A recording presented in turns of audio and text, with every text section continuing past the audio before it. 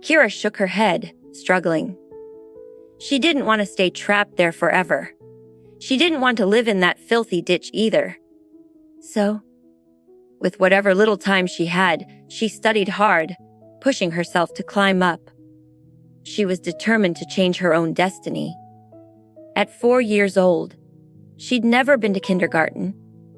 She secretly watched Isla learning a foreign language, a music, when Esla stumbled over a word. Kira would quickly supply the correct answer. She thought she'd finally receive praise from her mother. However, she never could have anticipated that what came next would be nearly a complete disaster. Poppy praised her and unexpectedly Music gave her a piece of cake. The sweet, rich cream melting in her mouth gave her a feeling of satisfaction. She was reluctant to swallow it. She thought her life was about to change. Poppy took her hand with a smile and led her outside, only to hand her over to a human trafficker. She didn't cry or make a scene. After all, the traffickers at least gave her tasty candy, showed her kindness, and smiled at her, until they locked her in a basement with a bunch of other children. There she met an older boy. They spent a month together, having a good time. In the beginning, the boy Music didn't talk much. Later he asked her, "Don't you want to escape?" She said happily, "Music, I don't." Although there was no freedom, she had enough to eat, had warm clothes, and Music didn't have to see her mother. She felt that was the happiest time in her life. The boy was puzzled and asked, "Why?" She said, "Because no one hits me here." The boy pondered her words before asking, "What's your name?" She shook Music her head. It was a laughable thing. At 4 years old, she still didn't have a name and didn't have a household registration number. All the other children would cry and make a fuss, while she smiled to Music every day. The human trafficker was the least guarded against her. So, in Music the end, the boy handed her a bag of sleeping pills to put in the trafficker's food. She did it. As the children were running away in disarray, she just stood there. The boy asked Music her, "Why don't you leave?" She shook her head. "I don't know where to go." "Then come home with me." Chua. The boy extended a hand toward her, and Music took his hand. She didn't go home with him in the end because they were so young.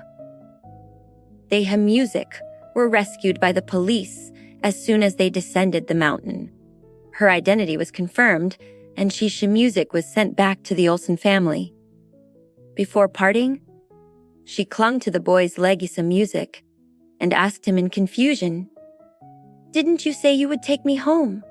Laughter. A police music officer beside them chuckled. "Little girl, you aren't his kid. You can't go to his Music home." She had tears in her eyes. "But I don't want to go home. I want to be with him forever." The boy stroked her head and asked her, "Is it because you'll be beaten when you go home?" The police officer didn't pay much attention to this. After all, children their age often made a big fuss at home, and getting spanked Music was just part of life. However, the boy took her seriously and said, "Wait for me. When we grow up, I'll come and marry you and take you to my home." Kira woke up abruptly. The scenes from her dream flashed by like a fast, forwarded slideshow, leaving her momentarily unsure of what was real and what was a Music dream. She didn't know about others, but she remembered clearly everything that happened when she was 4. She remembered that the boy gave her a nickname, Levin, because she was the 11th child trafficked there. She remembered the taste of chocolate. She remembered the sunlight pouring into the dark Music basement and the dust dancing in the light. That was the happiest time of her childhood, and this year she turned 22. Yet that boy still hadn't come to marry her.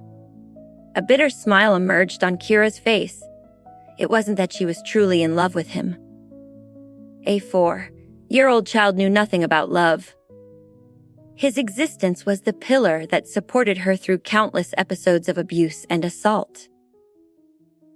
For other children, their light was a superhero. Her superhero was that Hey Music boy. Unfortunately, the boy was only a kid. He must have long forgotten about her.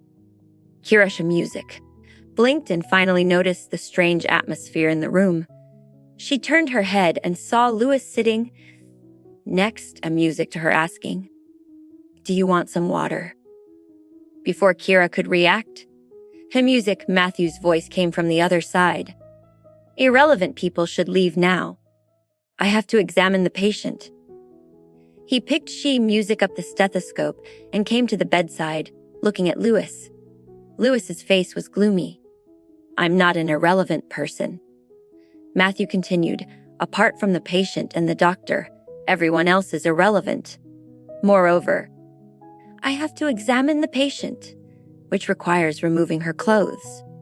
It's not appropriate for you to be here." Louis frowned. "It's appropriate for you to do it." Matthew walked to Kira and lifted her blouse. "I'm a doctor. In my eyes, there's no distinction of gender."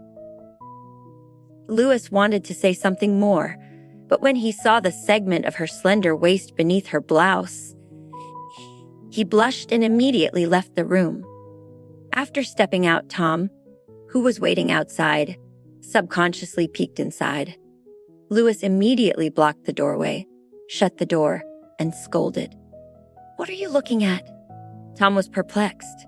He cleared his throat and said, "Boss? Miss Olson's name is a music trending topic." Then he handed over his mobile phone. Louis took it and saw the top trends showing a journalist conducting an interview. The interviewee was Finley Hill's son, Connor Hill, who was wearing his school uniform. His face characteristically filled with discomfort and caution. The journalist inquired about your father's murder case. "What do you have to say?"